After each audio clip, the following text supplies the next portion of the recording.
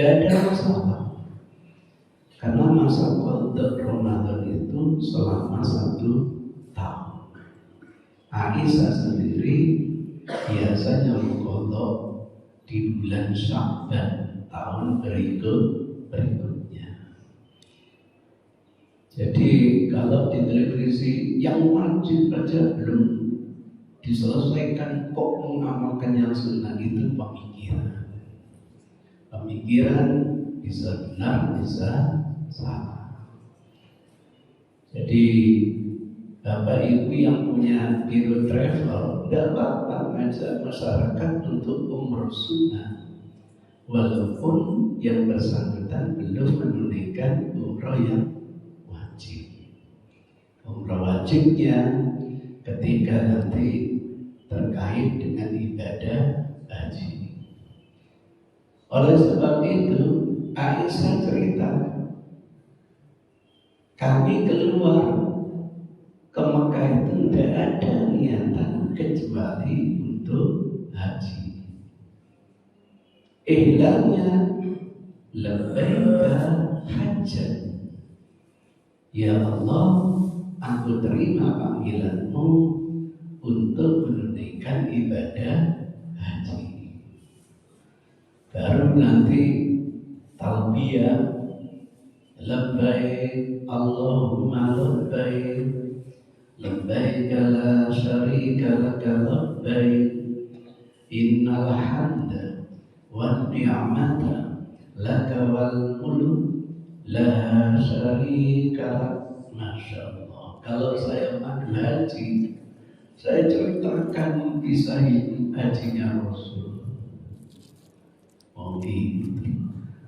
Sampai di Mekah itu tanggal 6 bulan Dzulhijjah, hari yang ke-6 di bulan Dzulhijjah. Kalau gitu lama perjalanannya 16 hari. Tepat udah. Karena biasanya dari Makkah ke Baitul Maqdis ditempuh 1 bulan. Lah Madinah itu posisinya pertengahan antara Makkah dengan Baitul Maqdis. Cocok gitu. Jalannya nggak seperti mulus sekarang. Yang makadam lah. Kadang-kadang naik dataran tinggi, turun lagi, kalau ada gunung muter lah. Ya Allah, itu aja kita yang naik bis gara-gara aslinya mati, wanginya Masya Allah. Belum lagi mendapatkan driver yang kurang enak nyetirnya, Masya Allah. Apa ngantuk ya? Kok akhirnya terjadi kecelakaan?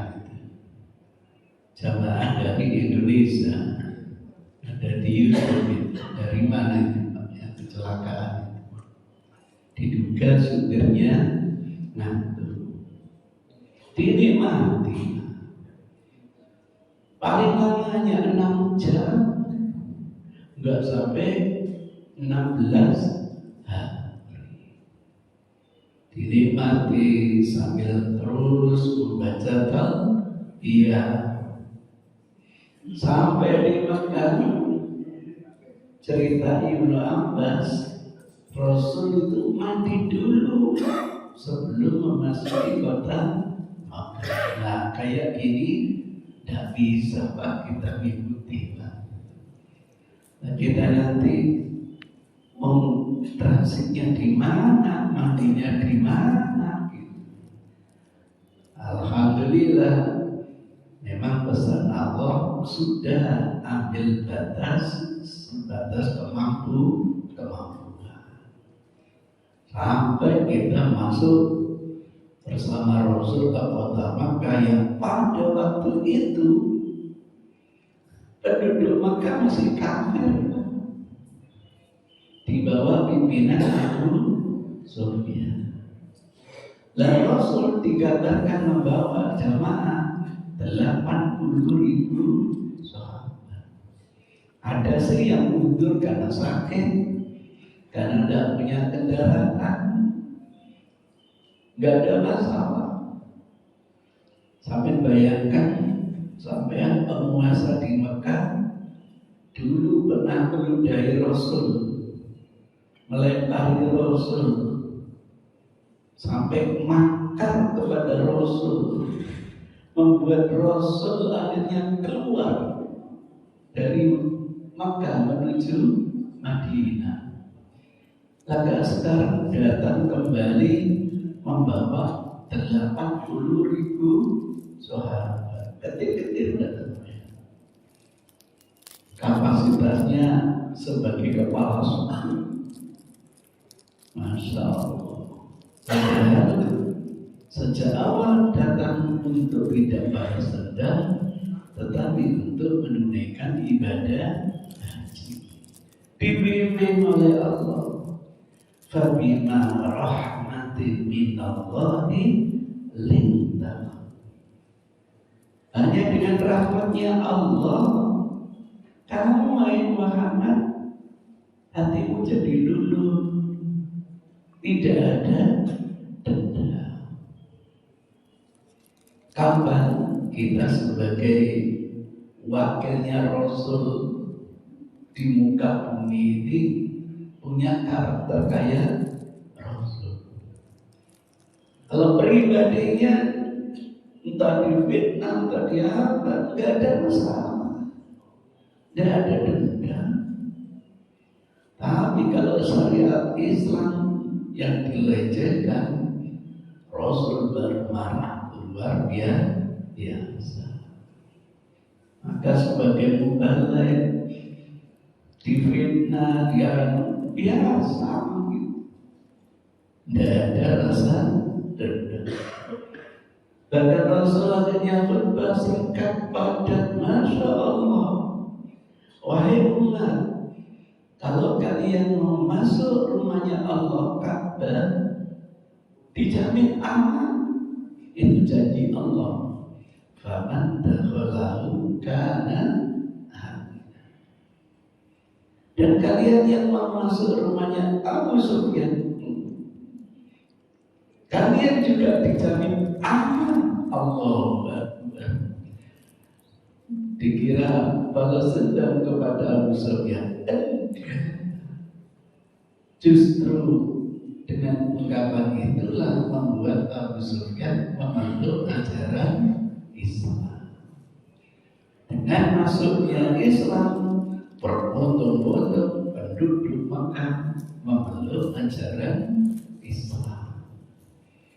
Diabadikan, idza jaa nasrullahi wal fath, fara'aitan nasa yadkhuluna fi dinillahi afwaja. Kapan kita membaca Al-Quran ini, dibayangkan peristiwa turunnya itu seperti itu,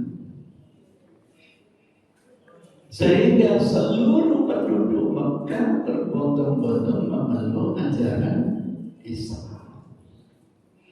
Maka secara de facto wajar dong kalau kota ini sudah menjadi kata suci. Selain umat Islam gak boleh berdiam di kota Makkah, bukan rahmat. Nah, setelah memeluk Islam semua, mereka pun juga ingin pergi haji bersama Rasul. Sehingga turun ayat, mikotnya di mana? Dari rumah masing-masing. Jadi nggak perlu nanti kita sudah di hotel ini mau haji ke Taif dulu atau ke Cirona terlebih dahulu, nggak perlu. Mikotnya dari tempat domisili masing-masing. Nah, ini yang perlu saya ingatkan. Tanggal 8 itu kita pinginnya tarwiyah kayak Rasul ke Mina, tapi pemerintah angkat tangan, tidak bisa memobilisasi umat sekian banyaknya pindah dari Mina kemudian ke Arafah, wah tidak nutut, tidak sambut, tidak mampu.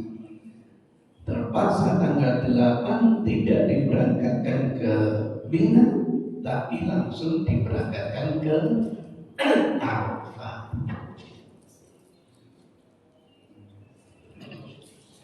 Nah, bagi teman-teman yang ingin tarbiyah harus tanazzul, lepas dari tanggung jawab mata, cari kendaraan sendiri, cari tenda sendiri, cari makan sendiri, untuk bisa apa?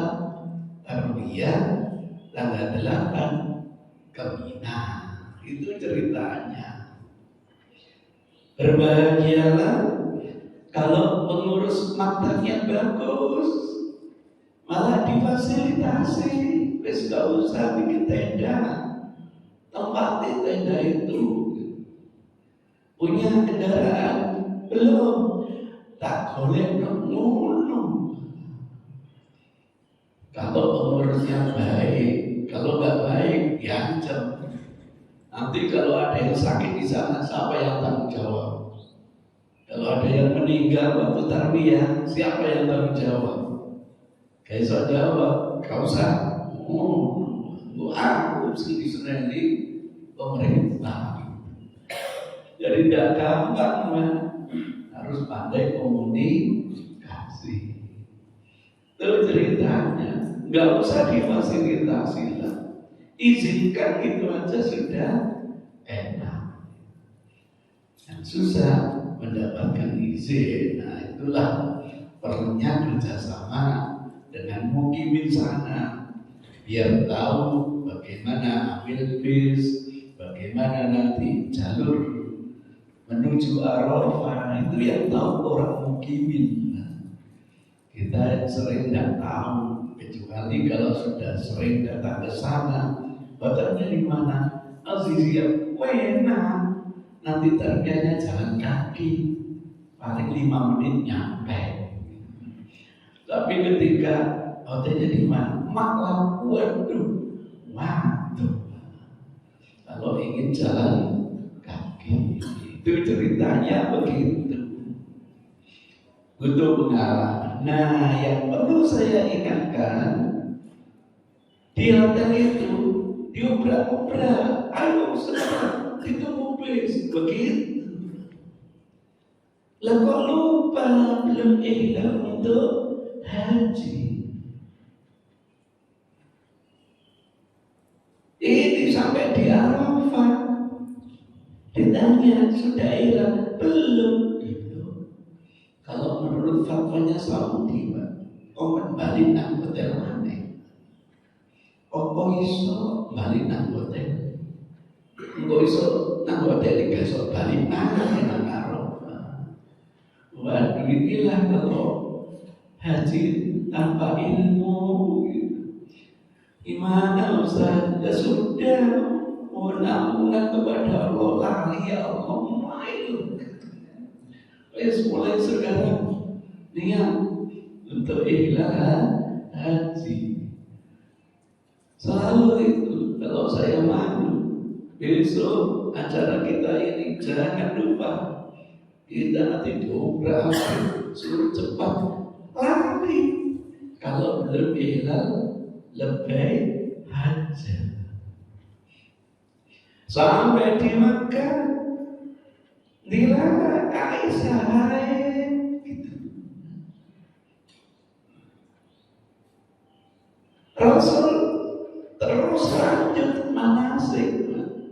Jadi selama haji itu Rasul itu ada di atas untanya. Yang menuntun tali kekangnya adalah Jabir bin Abdullah. Sehingga Rasul tidak bisa mencium Hajar Aswad karena naik kendaraan unta. Tongkatnya itu yang dirusakkan itu cerita. Mohon maaf kalau gitu Ustaz, yang afdal tawaf itu sepeda motoran Ustaz. Enggak. Ini khususnya gitu. Khususnya karena Rasul diikuti oleh jamaah yang banyak. Dari Madinah saja 80.000.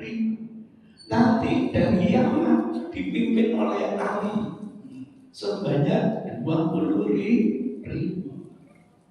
Totalnya 100.000.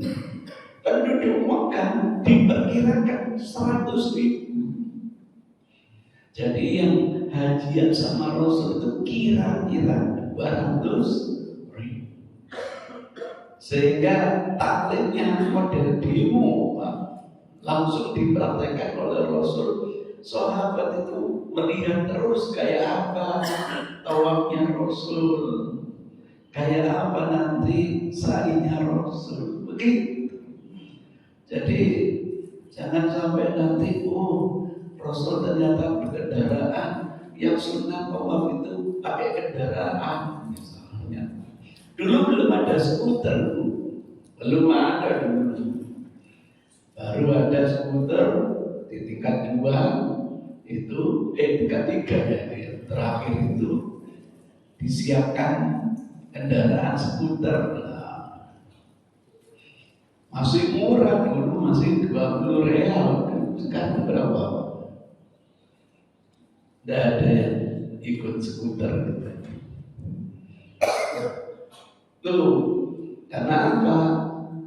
Yang ditandu itu nggak boleh Pak ganggu orang yang lain, sehingga diganti dengan skuter itu. Kadang-kadang isi 2 bisa, ada sendirian, ada.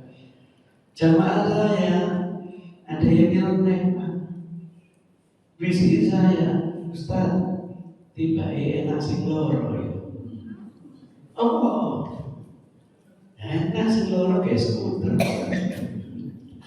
Sampai bikin tak. Iya Ustaz, bikin tahu apa skuter ya wes nanti. Kapan nanti? Saya yang membiayai. Pokoknya saya tunggu sini. Saya yang hitung. 1, 2 gitu. Pulang ke hotel langsung nggak bisa bangun, nggak bisa bangun Pak selama 2 hari. Nah, sampai Dewi jauh lorong. Jadi ini enak orang gitu ya. Sampai Dewi itu sih jadul lorong. Hati-hati. Kalau kita mampu, kenapa tidak menjalani sesuai dengan kemampuan? Ceritanya sampai Dewi sih jadul lorong. Tobat dia ya Allah. Padahal maunya banyak coba-coba. Itu ceritanya, Masya Allah, senang. Akhirnya selesai. Kemudian Umar bilang, ya Rasul, gimana kalau kita sholat di makom Ibrahim? Bukan makam, tetapi apa? Makom, tempat berdiri. Kalau dengan nginceng, itu kelihatan telapak kakinya. Gede telapak kakinya. Kalau gitu orangnya tinggi apa tidak? Tinggi. Nabi Adam aja tingginya 60 hasta, 1 hasta setengah meter, 20 meter. Orang nemu monster putihnya, kok bisa meletakkan jaraknya hampir 4 meter. Orangnya kalau nggak tinggi kan nggak bisa. Masa diucapkan membantu ini? Enggak, membangun kan? Masya Allah. Saya tidak tahu benar atau tidaknya. Itu bukan makam, tetapi apa? Makom. Tempat berdirinya Nabi Ibrahim ketika membangun Ka'bah. Turun ayat, wattakhidhu min maqami Ibrahim musalla. Ini turunnya setelah hijrah, berarti tetap Madaniyah, bukan Makkiyah. Walaupun turun di Mekah, kasusnya setelah peristiwa hijrah. Rasul yang akhirnya nanti Memberi contoh, iya, ayo kita sholat di makom Ibrahim. Rakaat pertama setelah Al-Fatihah baca apa? Qul ya ayyuhal kafirun. Rakaat yang kedua setelah Al-Fatihah membaca Qul huwallahu ahad. Tolong ritualnya dihadirkan. Simbol apa? Selesai tawaf, goodbye kehidupan orang jahiliyah yang biasanya korupsi, selesai. Tidak lagi akan korupsi. Menuju qul huwallahu ahad, menuju tauhid. Selamat tinggal kehidupan jahiliyah menuju kehidupan tauhid. Dihadirkan kayak begitu, biar merasa nikmat. Seperti ini cara disampaikan, Mbak. Sehingga yang penting formalitasnya jangan lupa membaca Qul ya ayyuhal kafirun sama Qul huwallahu. Alhamdulillah diajari singkat dan dia Al-Baqarah hatam, ya Allah. Misalnya karena sholat di tempat itu enggak gampang. Itu yang membuat Umar bangga, wafaqtu li rabbi, alhamdulillah usul saya sesuai dengan kehendak Allah. Ada 3 usulnya Umar itu yang akhirnya menyebabkan turunnya Al-Qur'an. Usul setelah peristiwa Ifki, fitnah terhadap Aisyah berselingkuh, tidak terbukti, akhirnya suci. Maka Umar usul bahwa antara istri panjenengan dengan kami ada hijab, karena nanti ada orang baik yang datang dan bukan mustahil orang buruk dan turun pada istrinya Rasul supaya mengambil hijab, takbir, diminimais jadi cadar. Usulnya Umar. Dulu para istrinya Rasul main geng-gengan, geng-gengan. Umar marah gitu. Kalau Rasul mengendaki kalian semua dicerai, disalib, nanti Allah mencarikan ganti yang lebih baik. Akhirnya Rasul uzlah 1 bulan tidak mendatangi para istri. Isu muncul, Rasul mencerai seluruh istrinya. Gitu. Baru nanti setelah bulan akad lagi gitu. Susah punya istri banyak. Iya, punya 2 aja bingung ya. Umatnya sampai banyak gitu. Itu ceritanya begitu. Turun ayat yang mengancam para istri Rasul akan dicerai. Alhamdulillah akan kembali. Manusiawi dong. Kalau muncul yang namanya kecemburuan. Tuh ceritanya Masya Allah. Habis semua masuk Islam, gampang Rasul bilang di Ka'bah itu masih ada 360 patung, Pak.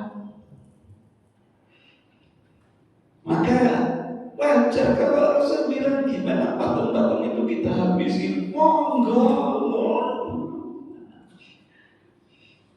Sehingga dengan tongkatnya itu aja, habis semua patung. Ternyata komandan itu perlu bawa tongkat ya, Pak.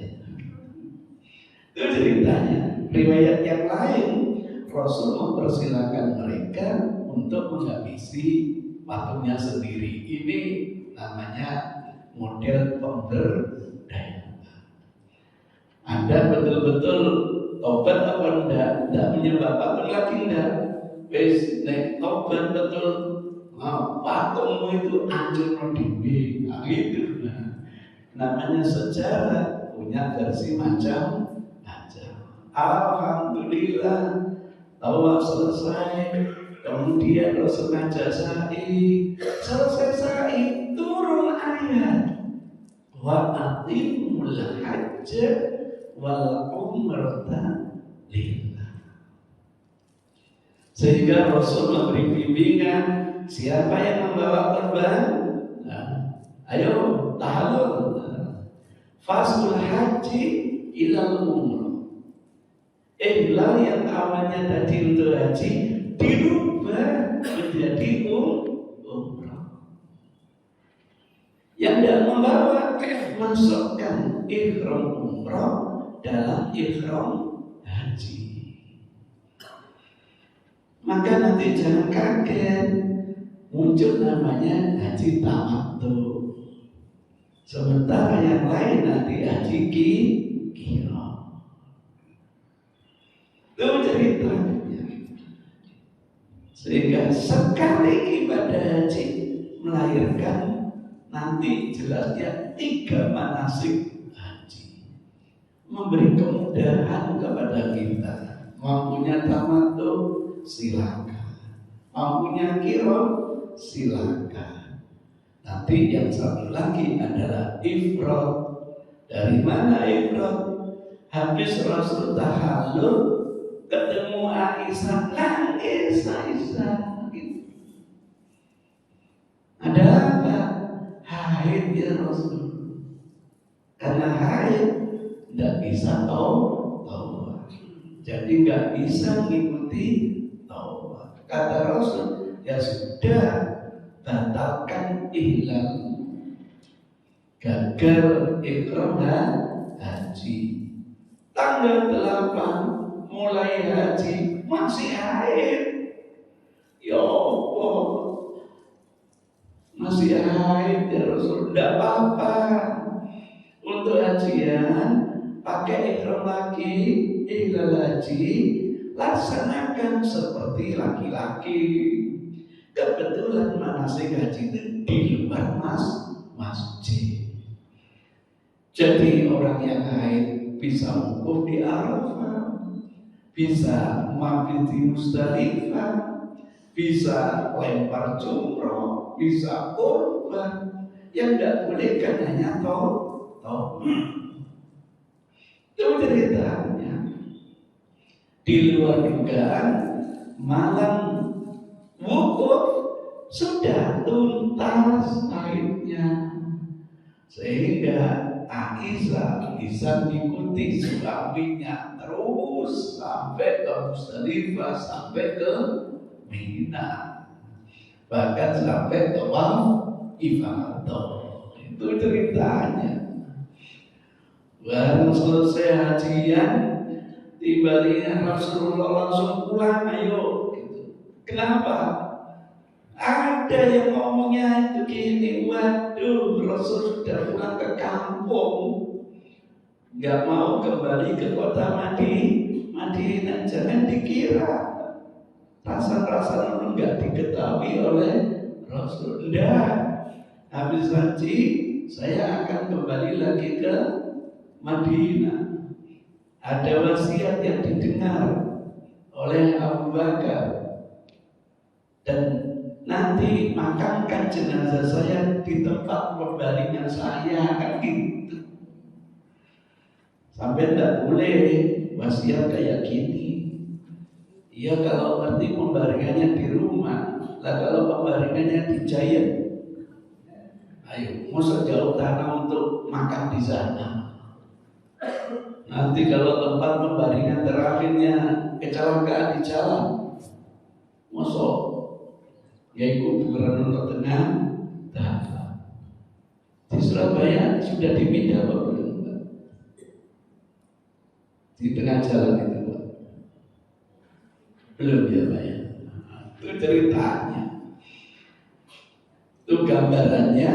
Sehingga Rasul habis hajian langsung mengajak sahabatnya pulang. Aisyah interupsi, ya Rasulullah, umat pulang dengan 2 pahala, haji dan umroh. Saya kan baru pahala haji, belum dapat pahala umroh. Karena waktu datang haid, tidak bisa ikut tawaf. Apa kata Rasul? Iya, mana kakakmu Abdurrahman? Ajak adikmu Aisyah ini ke Tan'im untuk ambil miqat, melaksanakan umroh. Nah, kalau kita nanti menjalani hajian dulu baru umroh, itu namanya haji ifrad. Dengan demikian, sekali Rasul menjalani manasik haji, melahirkan 3 jenis manasik haji. Ada yang tamattu, ada yang qiran, ada yang ifrad. Semuanya tuntunan Rasul, dan ada yang tidak afdal. Sudah, jangan memaksakan dari 3 ini yang afdal. Semuanya afdal sesuai dengan kemampuan masing-masing. Tuh, secara singkat ini ada yang waduh, ada yang lain, ya Rasul, tapi sudah tawaf ifadah, sudah tinggal tawaf wadahnya, nggak apa-apa. Kalau gitu tawaf wadah itu hukumnya tidak wajib, dilakukan bagus, tidak dilakukan tidak berdampak nanti sesuatu. Itu enaknya begitu. Sehingga kalau saya madu haji, ibu-ibu nggak usah lah minum pil lati haid. Berat loh. Ibadah haji itu ibadah badannya masuk, maliyah masuk, ruhiyah masuk. Yang paling banyak malah badannya. Kalau fisiknya tidak kuat, sudah dilem. Waduh, lorong. Pengalaman saya dilem itu, ya Allah. Dibebani lagi dengan syariat, ya Allah. Sudah, semuanya sudah ada contoh. Ustaz, tolong Ustaz, diantarkan saya tawaf ifadah hari ini. Kenapa? Kalau nggak hari ini, besok saya sudah haid, Ustaz. Nah, terus kalau haid kenapa? Nanti kan pulangnya hari ketiga, dan menuti loh Ustaz. Dan menuti, nanti tunggu seminggu, masa saya nggak ikut pulang? Ya ikut. Nah, kalau memang nanti nggak menuti tawaf ifadah, kan ada solusi, diganti dengan dah. Gak usah masalah. Wahnya gitu ya Ustaz. Iya, tenang aja. Ternyata nggak haid-haid. Pinter haidnya, nggak jadi haid. Hitung-hitung masanya masa haid sehingga bisa menikmati tawaf ifadah. Kalau setelah itu haid, dan masalah kalau melaksanakan tawaf wadah. Kalau memang gagal, itu hukumnya tidak wajib. Insya Allah tidak mengurangi kebenaran dari manasik haji. Enak Bapak Ibu kalau kita ini sudah mengikuti aja petunjuk Rasul, gampang ternyata. Walaupun seakan-akan berat, ada syariat Islam itu nilainya fitrah. Tinggal kita aja yang meresponnya kadang-kadang merasa berat.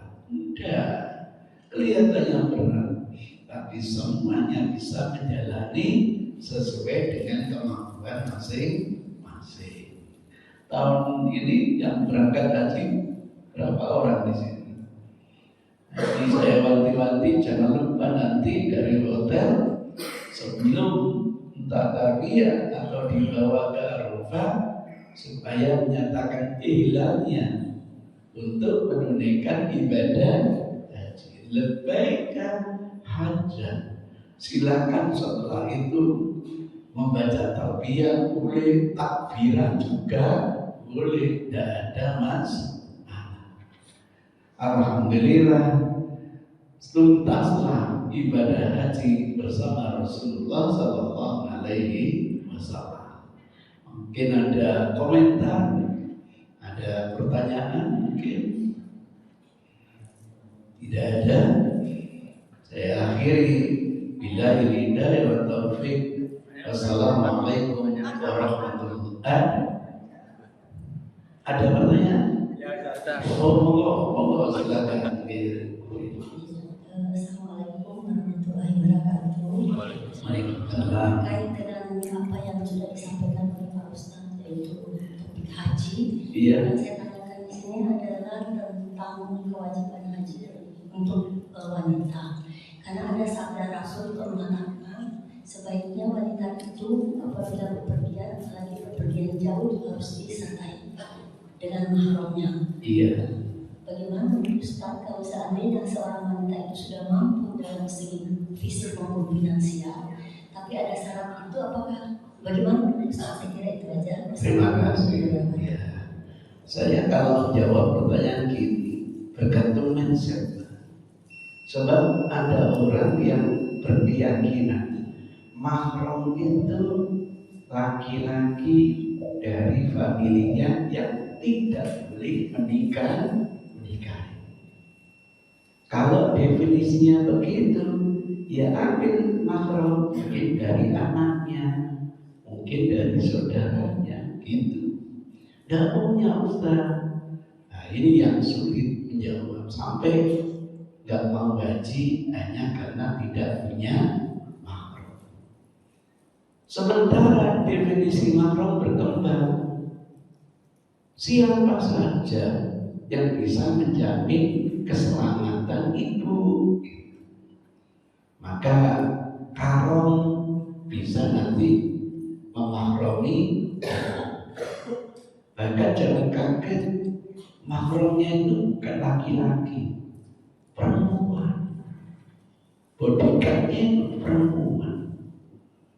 Masya Allah, dia dimahromi seorang perempuan, berhadapan 4 orang kekar-kekar laki-laki, kalah keempat-empatnya. Itu dalam sinetron ada ikut. Jadi definisi mahram itu begitu.